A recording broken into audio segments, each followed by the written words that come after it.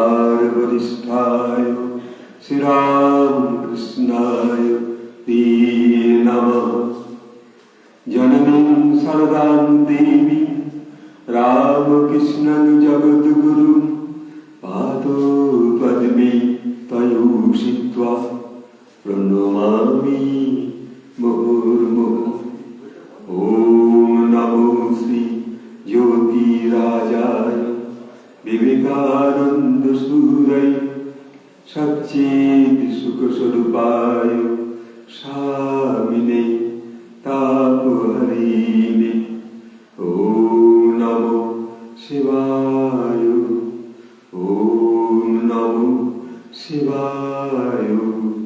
ॐ नमो शिवाय। आज আমরা প্রতিদিনের মতো শ্রীরামকৃষ্ণ এই বেদান্ত মঠে এই আসন থেকে আজ আমরা কি শুনব?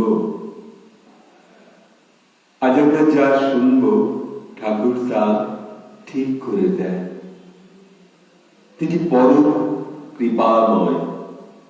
সেই কৃপাময় তাঁর কাছে আমরা প্রার্থনা করি সদা সর্বদা।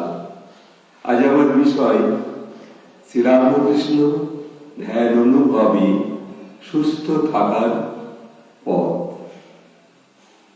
অর্থাৎ কেমন করে আমরা সুস্থ থাকব।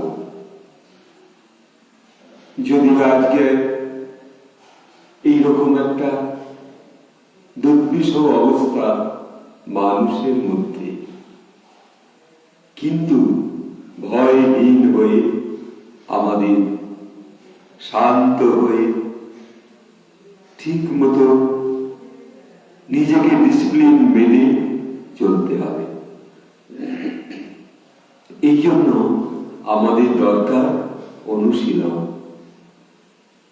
পরম পুরুষ শ্রীরামকৃষ্ণের চরণের কাছে আমরা আজ যারা এই সময় ধ্যান অনুভবে বসবার সুযোগ হয়েছে, এই সুযোগ কিন্তু তিনি করে দেন। আজ আপনি হঠাৎ ইউটিউবটা খুললেন, খুলে দেখা গেল যে শ্রীরামকৃষ্ণ বেদান্ত মঠের এই ধ্যান অনুভবের পর্বটা আজ শ্রবণ করব। এই শ্রবণ করতে করতে আপনার মনের মধ্যে একটা অনুভব আসবে কেমন করে আমাদের এই সমাজে এই যে বিভিন্ন ভাবে মানুষের যে অতিমারী যে দাপট, এইগুলোর মধ্যে আমাদের সুস্থ থাকতে হবে। তাহলে সুস্থ থাকতে হলে আগে বুঝতে হবে সুস্থ কাকে বলে। সুস্থ হচ্ছে নিজের যে চলমান জীবনের যে অবিকৃত অবস্থা, আমাদের যে জীবনী শক্তি যে রয়েছে প্রতিটা মানুষের মধ্যে, সেই জীবনী শক্তি, সেই ভাইটাল ফোর্স, একটা সৈন্য দল, শরীরের মধ্যে একটা ইমিউনিটি পাওয়ার রয়েছে অলরেডি। প্রত্যেকের হৃদয়ে, প্রত্যেক প্রাণের মধ্যে সেই একজন সোলজার, তারা কখনো রোগকে সর্বদা প্রতিরোধ করে। সে আমাদের রক্তকণিকা, লোহিত কণিকা প্রতিরোধ করে যে তোমার শরীরে, আমার শরীরে যেন কোনো একটা বডির মধ্যে যেন একটা ফরেন বডি প্রবেশ না করে। অর্থাৎ একটা মশা, একটা ম্যালেরিয়া মশা, সেও যদি বডির মধ্যে প্রবেশ করে, অর্থাৎ একটি মশা যদি কামড়ায়, তখন আমাদের মস্তিষ্ক সজাগ করে দেয় কোন জায়গাটায় মশাটা বসেছে, এবং সেই জায়গাটায় আমরা হাতটা দিয়ে মশাটাকে তাড়িয়ে দিই, উড়িয়ে ফেলি বা মেরে ফেলি। তাহলে আমাদের এই যে পিটুইটারি গ্ল্যান্ড, এই যে শক্তিকৃত গ্ল্যান্ড আমাদের, যা সেই শরীরের মধ্যে সদা সর্বদা অমৃত রস ক্ষরণ হচ্ছে, সেই অমৃত রস ক্ষরণ হচ্ছে শরীরের মধ্যে, তাহলে সেইটি আমাদের, আমরা যা খাচ্ছি তা থেকে আরো পুষ্টি যোগাচ্ছে। তাহলে আমরা যদি ধ্যান অনুভবে বসে সেই অনুভবটা করতে পারি যে আমাদের যে ব্রহ্ম তালুতে, টাকরা তালুতে যদি জিহ্বাটা স্পর্শ করানো যায়, যেটাকে যোগ মুদ্রায় বলে খেচড়ি মুদ্রা, জিভটাকে উল্টে যদি তালুতে লাগানো যায়, তখন একটা অমৃত রস, একটি রস ক্ষরণ হয়, একটি লালাসা বেরিয়ে আসে।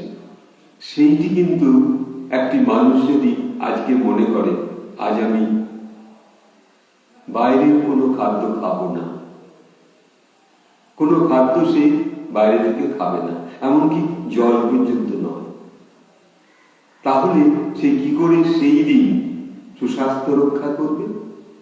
পারবে। তাহলে ধরুন আপনাকে হয়তো দূরে কোথাও যেতে হচ্ছে, প্লেনে যাচ্ছে, আপনি ভাবছেন জল নেওয়া হয়নি, খাওয়া হয়তো প্লেনে উঠে খাওয়াটাও যাবে না, হয়তো ভমিটিং টেন্ডেন্সি হতে পারে ইত্যাদি, তখন আপনি কি করবেন? তাহলে আপনার স্বাস্থ্যকে রক্ষা করতে হবে, আনন্দে থাকতে হবে। তখন আপনি যদি এই নীরবে, যেভাবে আমি বসে আছি এভাবে হোক, চেয়ারে বসে বা প্লেনের যে সিটে বসে আপনি দিব্যি নিশ্চিন্তে ওই খেচড়ি মুদ্রা, অর্থাৎ তালুতে আপনার জিহ্বাটা উল্টো করে দিয়ে আপনি দিব্যি বসলেন, দেখবেন আপনার ক্ষুধা ক্রমশ মিটে যাচ্ছে, অনেকক্ষণ ধরে সেই রসটা সিক্রেশন হচ্ছে। যখন প্রচন্ড জল পিপাসা, আপনি হয়তো দূষিত জল কোথা থেকে এখনই খাবেন না, বা বাইরের জল খাবার এখন সুযোগ নেই, তখন আপনি এই যে মুদ্রাটি, এটা আপনারা একটু যোগাসন, যে কোনো যোগাসন বইয়েতে দেখে নেবেন, যে এই যে তালুতে দেখবেন জিহ্বাটা উল্টো করে লাগিয়ে যে রসটা বার হয় তার সেই অমৃত সুধা, সেই অমৃত আপনাকে যদি দেওয়া যায়, আজকে জল দেওয়া হলো না, এতগুলো মুড়ি দেওয়া হলো, আপনি সেই মুড়িটা খেয়ে ফেললেন, তাহলে ওই যে মুড়িগুলো খাবেন ওটা তো ভিজাতে অনেকটা জল লাগতো, সেই জলটা তো লাগলো না, তাহলে জলটা কোথেকে আসলো? আপনার সেই যে সিক্রেশন ওইটি আসলো। তাহলে ধ্যান অনুভবে বসে আমাদের যদি 4 ঘন্টা ধ্যান করতে হয়, ধ্যান প্রকৃতপক্ষে একভাবে মনোসংযোগ করা, তাহলে পারে কখনো আর মনটাকে অন্যদিকে নিয়ে যাওয়া যাবে না। এমন পরিস্থিতিতে যদি আপনার ইচ্ছে অনুযায়ী আপনি ধ্যানটা ভাঙতে চাচ্ছেন না, তখন এদিকে আপনার ক্ষুধার টাইম হয়ে গেছে, 1 ঘন্টা 2 ঘন্টা 3 ঘন্টা 4 ঘন্টা বসে আছেন। এমন যোগী আছে হয়তো দিনের পর দিন বসে আছেন ধ্যান অনুভব, মহাশক্তির সেই সাধনায় তিনি বসে দিব্যি বসে আছেন, কোনো ভয় নেই, তিনি ওই কোনোভাবে শরীরটাকে একটা যোগদীপ্ত অবস্থার মধ্যে রেখেছেন এবং ধ্যান তখন আপনি আপনি শরীরে জমে উঠেছে। আপনি দর্শন করছেন যে আপনার চোখের সম্মুখে সেই এক আলোর দীপ্ত প্রদীপ, দূরে একদিকে আপনি এক দৃষ্টিতে তাকিয়ে আছেন। আপনার যে আজ্ঞা চক্র, এই আজ্ঞা চক্র থেকে আপনি দূরে দেখছেন একটি প্রদীপের রূপ, একটি জ্বলন্ত প্রদীপ আপনার সম্মুখে রয়েছে। তাহলে এই যে ক্ষুদ্র ক্ষুদ্র ভাবনাগুলো, এই ধ্যান যখন বসতে বসতে আপনার মধ্যে এই ভাবনাগুলো আরো ইচ্ছা জাগবে, এটা কিন্তু নিজে থেকে হয়। এটা কাউকে বলে বলে জোর করে করানো যায় না, এ আপনি থেকে তৈরি হয়। শিশুকাল থেকে যদি আমরা এই ধ্যান অনুভব, যদি গৃহে পিতামাতারা একটু সজাগ থাকেন ছাত্রকে তৈরি করবার জন্য, ছাত্রীকে তৈরি করবার জন্য, তাহলে তারা এই যোগ পথে সমস্ত কর্মকে সুন্দরভাবে করতে পারবে। স্বয়ং স্বামী বিবেকানন্দ শিশুকালে তিনি ধ্যান ধ্যান খেলা করতেন। সকল ছাত্রদের সঙ্গে বসে ধ্যান ধ্যান খেলা, তার যে সাঙ্গপাঙ্গদের মধ্যে তিনি বলতেন তোমরা বসো। তো এমন হয়েছে যে স্বামীজি শিশুকালে নরেন ধ্যানে বসেছে, এমন তার সেই যোগদীপ্ত মন, একটি সর্প এসে তার কাছে ঘোরাফেরা করছে। সেই দেখি সকল তার সঙ্গীরা পালিয়ে গেছে, কিন্তু সে একা দিব্যি বসে আছে, ভয় নেই। সাপ কিন্তু চট করে কাউকে মারাত্মকভাবে আঘাত করে না। আমরা ভয় পাই, সেই ভয় পাওয়ার পরিপ্রেক্ষিতে সাপটি আরো বেশি হিংস্র হয়ে ওঠে এবং আমাদের মধ্যেও সেই একটা হিংস্র ভাব থাকে। এখন উভয়ের মধ্যে একটা মনোবৃত্তি চলে আসে, ফলে তখন সুযোগ পেলে সাপটিকে আমরা মারবার চেষ্টা করি, তখন সে হয়তো আঘাত করে, কিন্তু চট করে আঘাত করে না। এই যে ভাবনাগুলো আমাদের মধ্যে থাকে, এগুলো আরো বেশি তৈরি করতে হয়, তাহলে আমাদের মধ্যে সেই যে ধ্যান অনুভবটা, কেমন করে সুস্থ থাকবো। এবার শরীরের দিক দিয়ে যদি আপনি আসেন, আপনাকে ভাবতে হবে যে আমি আমার চারপাশে যাই ঘটুক না কেন, আমি শুধু দ্রষ্টা স্বরূপ, শুধু দেখে যাব। কখনো প্রতিবাদ করব, ঠিক আছে, এবার সেই যে দেখার পর আমি যে একটা দুশ্চিন্তা করব, ওটা উচিত না। একটা রাস্তায় আসবার সময় একটা বাজে ঝগড়া দেখলাম, কি মারামারি দেখলাম, এবার সেইটি মনের মধ্যে এমন ভাবে গেঁথে গেল, তখন আমরা সেইটা এসে কখনো আর একজনকে বলি, কখনো আর একজনকে বলি, তাতে লাভ কি? সেই কথাটাই বারে বারে মনে আসে। কিন্তু ওইগুলো দেখতে হয়, আর দেখে মনে রাখার বিশেষ কোনো দরকার নেই, কখনোই দরকার নেই। তাহলে মনটা ভ্যাকেন্ট থাকে। মন তো আপনার, ঠাকুররা বলেছেন তুমি ধ্যান করবে কোথায়? মনে, বনে, কোণে। তা আমাদের এই মন, এই বন তো এখন মারাত্মক রূপ ধারণ করেছে, শহরের বন যেন একটা কংক্রিটের বন হয়ে গেছে, চারিপাশে শুধু ফ্ল্যাট আর ফ্ল্যাট। বনে যাওয়া যাচ্ছে না, গভীর বনে যাওয়ার সে সুযোগ নেই। আমরা তো সংসারী মানুষ, সংসারের মধ্য থেকে আমাদের সেই ধ্যানটাকে সম্পূর্ণ করতে হবে। তাহলে কি করতে হবে? মনের মধ্যে নীরব হয়ে, মন তো আমার নিজের কাছে, আমি তাকে কিভাবে কন্ট্রোল করব, তাহলেই সুস্বাস্থ্য রক্ষার এই পথটা বেরিয়ে আসবে। আমার মধ্যে কোনো দুশ্চিন্তা আসবে না। দুশ্চিন্তা যদি আসে, তাকে সাথে সাথে মনে মনে বলতে হবে, রিজেক্ট, রিজেক্ট, যাও, তুমি এখন এসো না। এবং নিজের মধ্যে একটা অ্যাসপিরেশন, আকাঙ্ক্ষা করতে হবে যে আমার সেই ধ্যান অনুভবের সময় আমার চারপাশে এক আলোর বলয় সৃষ্টি হয়েছে। সেই যে আলোর বলয় সৃষ্টি হয়েছে, সেই আলোর বলয়ের মধ্যে আপনি রয়েছেন। একটা রামধেনুর যে আলো, যে রূপটা, ঠিক আপনার চারপাশেও তখন একটা ধ্যান অনুভবের একটা ভাব।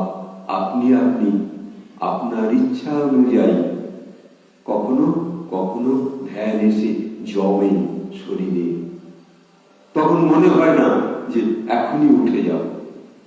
তাহলে এই শরীরকে রক্ষা করতে হলে তখন কি হয়?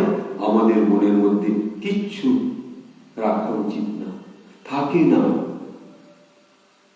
বাড়ির চিন্তা, ঘরের চিন্তা, মা বাবার চিন্তা, আত্মীয় স্বজনের চিন্তা, দুশ্চিন্তা, প্রেমের চিন্তা, সব কিছু তখন দূরে সরে গেছে। আর তখন এই 1 ঘন্টা আমার জন্য, 8 ঘন্টা আমার জন্য আমি রেখেছি। তখন শরীরের মধ্যে যে সমস্ত ইন্দ্রিয় সকল আছে, এই যে পঞ্চ ইন্দ্রিয়, সে এখন আর কোনো এই চক্ষু, কর্ণ, নাসিকা, জিহ্বা, ত্বক আর কোনো এখন কর্ম করছে না। সেই ইন্দ্রিয় এখন আপন বসে, আমার বসে এসেছে। এই ইন্দ্রিয়কে বশ করা এ বড় কঠিন। স্বামী কিছুদিন গতকালই স্বামী শারদানন্দ, তাঁর যে জীবনী সম্পর্কে আমরা শুনেছি, পড়েছি, তার লীলাতেও পড়েছি, তিনি সর্বদা ওই ইন্দ্রিয় তার বশে রাখতেন। এবং সাধুরা, অনেক সাধুরা ইন্দ্রিয়কে বশে রাখে। কোনো একটা কিছু মারাত্মক চাহিদা তাদের মধ্যে নেই। কানকে বলে দিচ্ছে, নিজের কানকে, তুমি শুনবে না, কোনো অশুভ কথা, বাজে কথা শুনবে না, যেটা ভালো সেটি নেবে। ঠাকুর বলেছেন না, গোলমাল, গোল যেটুকু সেটুকু দরকার নেই, তার মধ্যে যে সত্য আছে সেইটুকু গ্রহণ করতে হবে, বাকিটা নেব না। হাঁস যেমন, এও ঠাকুরের ভাবনা। হাঁস কি করে? তাকে দুধ দিন, সে দুধটা খেয়ে দেবে, জলটা পড়ে থাকবে। এইরকম ভাবে আমাদের শরীরকে রক্ষা করা। কোনো ভাইরাস আপনাকে আক্রমণ করতে পারে না, আপনি যদি দুর্বল না হন। মনকে যদি সজাগ রাখেন যে আমি আমার ধ্যানের টাইমে কোনো কিছু মনে রাখবো না, আমি সকল কিছু ত্যাগ করে, সকল কিছু ভুলে গিয়ে, এমনকি নিজেকেও ভুলে গিয়ে আমি সম্মুখে, আমার সম্মুখে আমি পরম পুরুষ শ্রীরামকৃষ্ণের সেই রূপ দর্শন করব। তার সেই মূর্তির দিকে আমি এক দৃষ্টিতে তাকাবো, অনুভবের মতো তাকে দর্শন করব। চোখ বন্ধ করে যখন আপনি মানস নেত্রী শ্রীরামকৃষ্ণের সেই ছবি দর্শন করছেন, এই দর্শন হয়। একটা শিশুর মধ্যে চট করে আসে। আমরা দেখেছি শিশুদের কখনো কখনো অঙ্কন প্রতিযোগিতায় যদি বলি তোমরা আজকে প্রত্যেকেই একটি করে শ্রীরামকৃষ্ণের মূর্তির ছবি আঁকবে, এইটাই আর প্রতিযোগিতা। 100 জন শিশুকে বসিয়ে দেওয়া হয়েছে, যে যার মতো সুন্দর করে ঠাকুরের মুখের ছবিটা আঁকছে। এই যে আঁকছে, কি করে আঁকছে? তার মনের মধ্যে সেই শ্রীরামকৃষ্ণের মুখটা আছে, এবং তার দাড়িটা কেমন, তার কেমন করে তার নাকটা, তার চোখ, তার সেই ভুরু, তার সেই চুল, তার সেই দাড়ি, কখনো গোছালো দাড়ি, কখনো আগোছালো দাড়ি। শিশুরা এইটা অঙ্কন প্রতিযোগিতায় দেখা গেল 100 জন শিশুর মধ্যে 10 জন শিশু অপূর্ব শ্রীরামকৃষ্ণের ছবিটা এঁকেছে। তার মানে কি? তার মধ্যে সেই ধ্যানটা এসেছে, সেই মূর্তির ধ্যানটা। তাই এইভাবে যদি আমরা নীরবে বসে নিজেদের মধ্যে থেকে সমস্ত রোগ দূরীকরণ করি, ঠিক সেই সময় আপনি দেখবেন আপনার মধ্যেও আর হয়তো কারো যন্ত্রণা হচ্ছে, দাঁতের যন্ত্রণা, ওই 8 ঘন্টা আর কোনো যন্ত্রণা আপনার উপলব্ধি হয়নি। কারো হয়তো বুকের যন্ত্রণা হয় ওই বিকেল বেলাটা, কোনো সময় শ্বাস প্রশ্বাসের কষ্ট হয়। সে যখন এক মনে বসে আছে নীরবে মনোসংযোগ করে, তখন তার সেই ব্যথা আর নেই। কোথায় গেল ব্যথাটা? চলে গেছে। এইভাবে মনটাকে ভ্যাকেন্ট করতে হবে। যে কাজটা করবেন সেই কাজের মধ্যে মন দিলেও তখন দেখা যাবে আপনার হয়তো হাঁটু ব্যথা, হাঁটুতে ব্যথা মনে নেই। আপনি দেখবি বাবু হয়ে বসে কাজ করছেন। এই যে শরীরের প্রতি আপনার আর কোনো মন নেই, ভ্যাকেন্ট করেছেন, তখন দেখা যাবে যে শরীর তখন আপনা আপনি চলছে। তার শ্বাসবায়ু, তার সেই হীরা পিঙ্গলা সুষুম্না দিয়ে সুন্দরভাবে শ্বাস প্রশ্বাস চলছে। কেন? তখন তো আপনার মধ্যে কোনো দুশ্চিন্তা নেই, কোনো অশুভ ভাবনা নেই। আপনি তো সব দূর করে দিয়েছেন।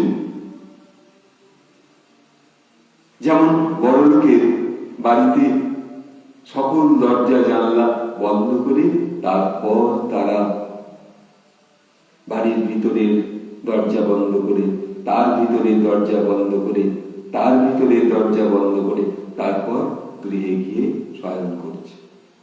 এইরকম আমাদের যে এই যে পঞ্চ ইন্দ্রিয়, চক্ষু, কর্ণ, নাসিকা, জিহ্বা, ত্বক, সব একে একে বন্ধ করে দিতে হয়।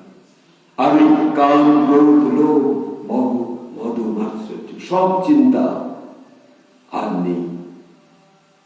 তখন দেখা যাবে আমি নিশ্চিন্ত পেয়েছি।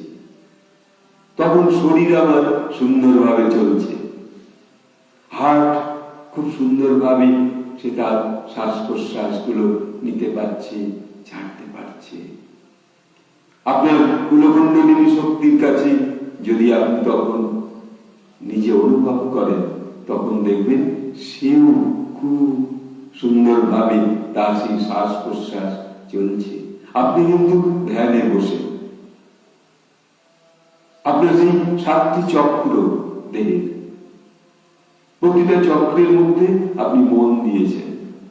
ধীরে ধীরে শরীর থেকে সম্পূর্ণ সেই চক্রগুলো কথা ভাবতে ভাবতে কোথায় সেই কুলকুণ্ডলিনী, কোথায় নাভিপদ্ম, কোথায় অনাহত, কোথায় আমাদের সহস্রদল। এই যে যখন চিন্তা করছেন, চিন্তা করতে করতে তখন ওইগুলোর দিকে মন এসছে। আপনার মন তখন সেই সমুদ্র যে একেবারে নিচে যে শান্ত সমুদ্র জলরাশি, আর উপরটা ঢেউ। আমাদের তেমনি সেই রক্তের ঢেউ উপরে, কিন্তু তার মধ্যে থেকেই আমাদের শান্ত হতে হবে। শ্রীরামকৃষ্ণ ধ্যান অনুভবে আজ আমরা এই পথ নিয়ে আমরা নিজেদেরকে এই শারীরিক যে ডিসিপ্লিন রক্ষা করা,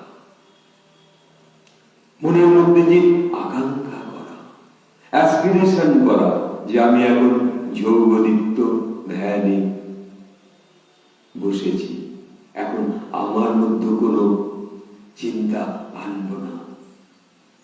কেউ ডাকলেও তখন কিন্তু শুনতে পাওয়া যায় না, কোন একটা জোরে আওয়াজ হলেও কিন্তু মন তখন একাগ্র অবস্থায় আছে। যারা প্রকৃত ধ্যানী তারা অমন হট করে কিছু শুনতে পান না, সে নীরবে ধ্যানে মগ্ন, কোথায় যেন চলে চলেছেন, সেই মহাশূন্যে ভেসে চলেছেন। যেমন শ্রীরামকৃষ্ণ আপনি থেকে কখনো কখনো হরিনাম শুনতে শুনতে, হরি কথা ভাবতে ভাবতে তিনি ভাবাবিষ্ট হয়ে গেলেন। সেই যে ভাবনার মধ্যে তখন আপনি চলে গেছেন, তখন কোথায় আপনি? তখন আপনার কোন অস্তিত্ব না, নিজে যেখানে বসে আছেন সেখানকার কথাও মনে নেই, আবার মনে নেই কোথায় গিয়েছিলেন মহাশূন্যে ভাসমান সেই মহাসমুদ্রে। আপনি তখন সেই কসমিক রের সঙ্গে মিশে গেছেন। আপনার সেই অ্যাস্ট্রোর বডি দূরে দূরান্তে যেন সেই বৈকুণ্ঠে পৌঁছেছে। ভগবান বিষ্ণু দর্শন করছেন, সেখানে সেই দেবী বৈকুণ্ঠের লক্ষ্মী তার পদসেবা করছে, আপনারা দর্শন করছেন। এই ধ্যান অনুভবে আপনারা দিব্য দিব্য বসে আছেন, আর আপনার যে অন্তর্দ্বীপে আপনি ভাবছেন এ তো মহাশূন্য, কে আমি? এতক্ষণ তো আমি আমার দেহের মধ্যে নেই, আমি তো একটা আত্মা, সেই পরমাত্মার এক অংশ মাত্র, আমি তার সন্তান। এই ভাবনার মধ্যে আমরা পৌঁছতে পারি প্রতিদিন। কর্মের মধ্য থেকে আবার নীরবে ধ্যানে বসে সেই শিব যে যোগ শক্তি, শিব মহাশক্তি, শ্রীরামকৃষ্ণ দেব তিনি ওইরকম যেমন মহামায়ার সঙ্গে সাক্ষাৎ করতেন দেবী ভবতারিণীর সঙ্গে, তখন তার সঙ্গে একটা নীরবে মায়াবী কথা হতো। তিনি মানুষকে বলতেন, বাপু তোমরা একটু যাও, এখন আমি একটু মায়াবী কথা বলি। এবং মানুষ তখনকার যারা সেই কালীঘরের সম্মুখে আসতেন, বিশেষ করে রানী রাসমণি, মথুরবাবু, সকলকেও কখনো বলে বসতেন, তোমরা এখন একটু যাবে, কালীঘরের দরজা বন্ধ করে ঠাকুর বসতে নীরবে। কখন তার সেই ধ্যান ভাঙবে কেউ জানে না। হয়তো অমাবস্যার রাত তিনি আপন মনে পূজা করি ধ্যানে বসেছেন, প্রভাত এসে হাজির। তখন যেন তার সেই মন এখনো আসেনি ফিরে, সেই ধ্যান অনুভবের মধ্যেই তার জীবন চলছে। এই যে জীবনের পাঠ, এক একটা সময়কে আমরা যদি ধরে রাখতে পারি সারাদিন মান, তাহলে পরে দেখা যাবে যে আমরা সেই সুস্বাস্থ্যের অধিকারী, কারণ আমার মধ্যে তো সেই চিন্তা নেই। আমার মধ্যে যে ভাইটাল ফোর্সটা রয়েছে, সে তখন সেই ভাইটাল ফোর্স গুলো অধ্যাত্ম বোধের পথ অনুসরণ করেছে, ভক্তির পথ অনুসরণ করেছে, শ্রদ্ধার পথ এবং সেবার পথ। কিন্তু সেই তার পরমাত্মাকে সেবা করছে। আপনার ভিতরে যে আছেন তাকে সেবা করছেন আপনি। তাহলে তাকে সেবা করতে হলে আপনি যদি ভগবান শ্রীরামকৃষ্ণকে সেবা করেন, আপনি যদি কালী মাকে সেবা করেন, কালী পুজোর রাতেও আপনাকে তো নীরব হতে হবে, শান্ত হতে হবে, পূজার সমস্ত কিছু সাজাতে হবে। সেখানে কোনো চঞ্চলতার স্থান নেই। তখন আপনাকে পরিষ্কার ভাবে সেই পূজার যে উপকরণ সাজানো যাবে, নীরবে, মুখের কথাও তখন বলা যাবে না। মুখে কথা বললে অনেক সময় হাঁচি কাশি এসে যায়, থুতু বেরিয়ে যায়। তখন দেবতার যখন কর্ম আপনি করছেন, তখন কিন্তু হাঁচি কাশি, জোরে কথা বলা এভাবে হবে না। সেই নীরব হতে হবে। আর সেই নীরবতায় ধ্যান অনুভব। আপনি আপনার জীবনে প্রতি মুহূর্তে কর্মের মধ্যেও আপনি আপনার সেই সঙ্গ, সেই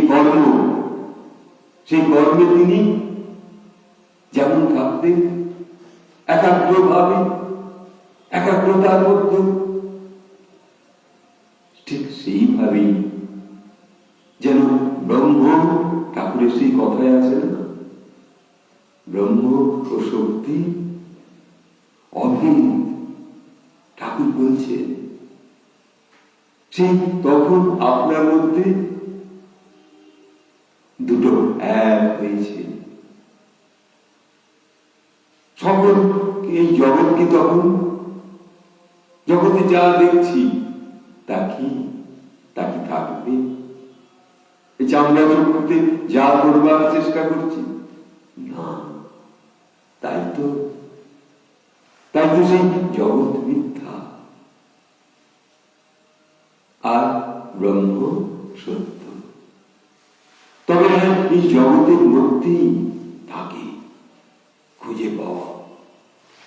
এই মানুষের মাধ্যমে আমরা পারব সেই ধ্যান অনুভবের মধ্যে তাকে নিয়ে আসা। শ্রীরামকৃষ্ণদেব কখনো কখনো এমন ভাবে ভাবাবিষ্ট করতেন। কখনো নরেনের গাওয়া গান, কখনো বা কোন প্রতীক হয়তো গান দিয়ে চলেছে, ঠাকুর শ্রবণ করার পর তারপর নীরব হয়েছেন, স্তম্ভিত হয়েছেন। তার শরীরে আর তখন চলছে না, যেন নাড়ি স্থির হয়ে গেছে, একদম নীরব, স্তম্ভিত। সেই অনুভব যদি আমরা আনতে পারি সারাদিনমান কোন এক সময়, তাহলে পরে আমাদের সুস্বাস্থ্য রক্ষা হবে। তার সঙ্গে তো খাদ্য, এই খাদ্যগুলো একটু কেমন করে আমরা মেনে চলবো, রুচি অনুযায়ী একটু ভালো সেবা, সেই পুষ্টি, তার সঙ্গে যা সেবা করব তা ঈশ্বরের উদ্দেশ্যে সেটাকে অর্পণ করে তারপর সেবা করতে, তাহলে শরীরে রোগ ব্যাধি এগুলো কম হয়। কারণ তিনি তো সেই, আমরা যা খাই তা কি খাচ্ছি, তা সেই তার দেওয়া। সুতরাং যখন সেবা করব তাও তার প্রসাদ হিসেবে। আজ আমরা আমাদের এই সুস্বাস্থ্য রক্ষার পথ কেমন করে নিজেরা অনুভব করব, ধ্যান অনুভবের মধ্য দিয়ে। তা এইটুকু বলে সকলকে আমি আমার শ্রদ্ধা, ভালোবাসা, এবং আপনারা একটু অনুভব করবেন কেমন করে এই আপন আপন ইচ্ছায় ধ্যানে বসা যায়। শ্রীরামকৃষ্ণ এই বেদান্ত মঠের আসন থেকে আমরা এখানে প্রতিদিনের মতো আজকের এই অনুষ্ঠান এখানে শেষ করছি। তবে আপনাদের বলবো, আপনারা যারা দর্শন করছেন তারা একটু সাবস্ক্রাইব করবেন, একটু লাইক করবেন, একটু শেয়ার করবেন, আর ওই যে বেল আইকনটা আছে না, ওটা স্পর্শ করবেন। আপনাদের একটু বেশি বেশি করে কমেন্ট লিখবেন, কিভাবে কোনটা প্রশ্ন আপনারা করবেন, আমি তার উত্তর দেবার চেষ্টা করব। এইটুকু বলে সকলকে আমি আমার শ্রদ্ধা, ভালোবাসা জানিয়ে পরম পুরুষ শ্রীরামকৃষ্ণকে আমি আমার সেই ভুলণ্ঠিত প্রণাম জানিয়ে এখানে শেষ করছি। ওম হরি ওম তৎসৎ, হরি ওম, হরি ওম তৎসৎ, হরি ওম। জয় রামকৃষ্ণ, জয় মা শারদেশ্বরী, জয় স্বামীজির জয়, জয় স্বামী অভেদানন্দের জয়। নমস্কার।